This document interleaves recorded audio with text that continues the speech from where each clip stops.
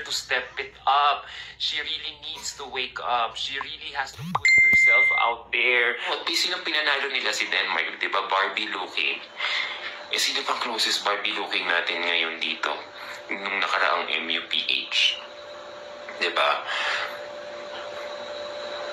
Si Atisa, di ba? Nalabitin ako sa reaction ko kahapon. No? So, ang sasabihin ko lang talaga ito kay Adam G. Na tao nga tayo nagkakamali. Minsan naging taklesa o taklesa tayo sa mga sasabihin natin. Pero, parang ngayon lang naman nagkaka-issue ng ganito. Pero wala namang problema kung mag-say sorry. Mag-public apology ka. Yun lang ang masasabi ko. Kasi, parang natapos na. Kasi hindi talaga maganda yung ginawa mo eh. Insulting talaga yun.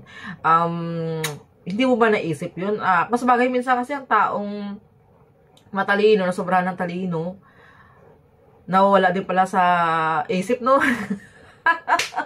Tapos, yung taong professional, nawala din pala, no? Minsan, nadala ka ng emotion, no? Pero anyway, wala namang masama, o wala namang problema one day, pero yung nakatatak talaga sa isip ng mga tao, na yung mga pinagsasabi mo, na ganun-ganun nga, pero mag-public apology ka. Tayo naman Pilipino, marunong magpatawad eh, no?